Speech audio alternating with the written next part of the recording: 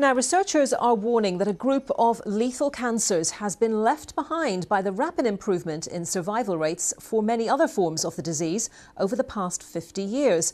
They say that while 10-year survival rates across all cancers now stand at nearly 50% in England and Wales, double what they were in the 1970s, the treatment of some cancers has seen little progress.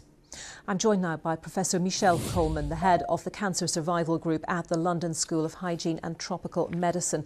Professor Coleman, thank you very much for your time today. And I should just begin by saying that the research is based on a really substantial sample of 10 million records of cancer patients. So as for this left behind group of cancers, which are they?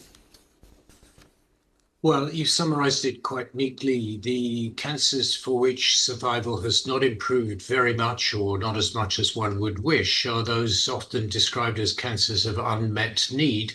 In this case, cancers of the pancreas, the oesophagus, or the gullet, if you will, and the stomach.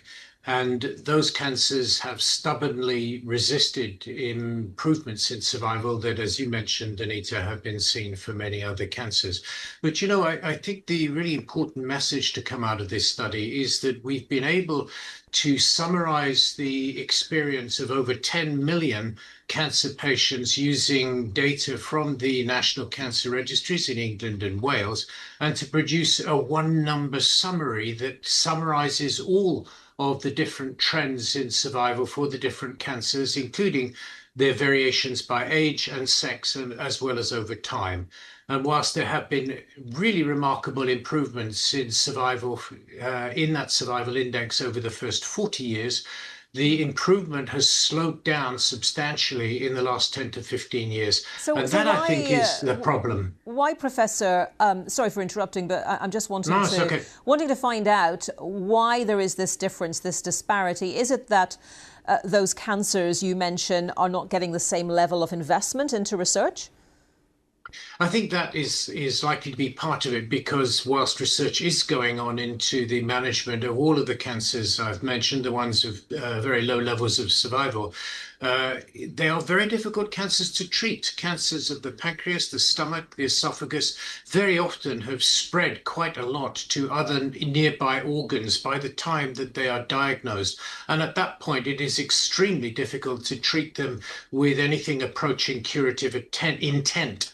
And palliation is, whether that be from surgery or drugs or radiotherapy, may be all that can be attempted.